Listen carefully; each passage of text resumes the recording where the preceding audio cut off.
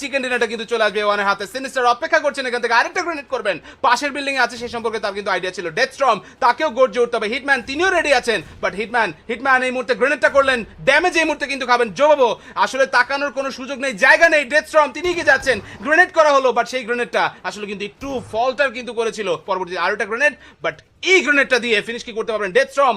Wait করছেন এখান থেকে, এখন একটা রিস্ক নেওয়ার পালা, সামনে যেতেই হবে তাকে। এই এলিমিনেশন পয়েন্টটা অতীব জরুরি তাদের, প্রথম নকআউট কিন্তু হয়ে গেছে, but A1 Esports they are going for the first chicken dinner of the day, and এরই মাধ্যমে তাদের জয় জয়কার শুরু হয়ে যাচ্ছে আবারও।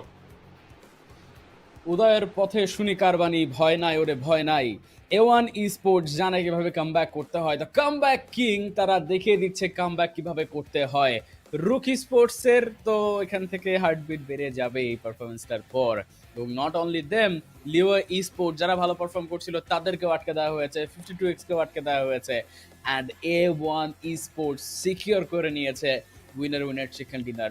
এই ম্যাচের সবচাইতে ভালো ব্যাপার ছিল তারা যেই জায়গাতে সবচাইতে বেস্ট পারফরমেন্সটা করেছিলেন, যখন তাদের উপর হোরাই স্পোর্টস অ্যাটাক করে দেয়, হোরাই স্পোর্টসকে এলিমিনেট করে দেওয়াটা was the best performance of this match. এরপর তারা 52X-কেও আটকেছিলেন, তারপর খুব বেশি আর কিছু চ্যালেঞ্জ তাদের ফেস করতে হয়নি।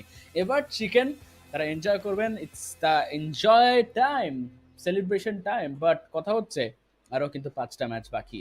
আমরা দেখতে পেয়েছি আজকে লিও স্পোর্টস ভালো খেলছে, 52X ভালো খেলছে, তারা যতক্ষণ পর্যন্ত ভালো খেলতে থাকবে ততক্ষণ পর্যন্ত এওয়ানের জন্য খুব বেশি ব্রিথিং স্পেস কিন্তু নেই। সেখানে অবশ্যই ঠান্ডা মাথায় কন্টিনিউ করতে হবে, যেই শুরুটা তারা পেয়েছেন, যে মোমেন্টামটা তারা পেয়েছেন, সেই মোমেন্টামটাকে ধরে রাখতে হবে।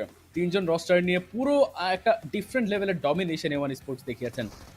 আর জবাবো তাকেও এখান থেকে ফিনিশ করে দেওয়া হয়েছে, কোনোভাবেই কিন্তু সেকেন্ড অপরচুনিটি দেওয়া হয়নি। ইচ অ্যান্ড এভরি পয়েন্ট, প্রত্যেকটা পয়েন্ট ইম্পর্টেন্ট। এবং শুরুটাই করলো অ্যাগ্রেশন দিয়ে, এবং এরকম অ্যাগ্রেশন যদি থাকে তাহলে আজকে আমরা তো 35 পয়েন্টের কথা বলছিলাম, সেই 35 পয়েন্টের জায়গাতে দেখা যাক ইনশাল্লাহ আরো অনেক বেশি পয়েন্ট বাড়তে থাকবে।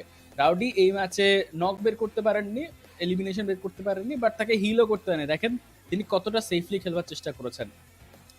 গতকালকে মিরামারের যে ম্যাচ ছিল, যেটা বলছিলাম, আই নো হিম পার্সোনালি, তার নিজের ভেতরে অনেকটা অপরাধ বোধ কাজ করে যে তিনি নক হয়ে গিয়েছিলেন, এই কারণে আসলে হয়তো চিকেনটা মিস হয়ে গিয়েছিল, এটা নিয়ে তিনি অনেকটাই অপরাধ বোধে থাকবেন। এই ম্যাচটাতে দেখেন তার একটা এইচপিও হিল করতে হয়নি, তিনি খেলেছেন যথেষ্ট সেফ ভাবে, যথেষ্ট ভালোভাবে সার্ভাইভ করে কিন্তু তিনি এখান থেকে খেলাটা কন্টিনিউ করেছেন। ড্যামেজ দিয়েছেন, বাট ড্যামেজ নিজের উপরে আসতে দেননি। তিনি চেষ্টা করেছেন দলকে বিপদ থেকে উদ্ধার করার জন্য চেষ্টা করতে। অ্যান্ড সিনিস্টার এই ম্যাচের হিরো, সুপার হিরো পারফরমেন্স তার ছিল। অবশ্যই সেই রকম মেজর কোনো ড্যামেজ কিন্তু সিনিস্টারকে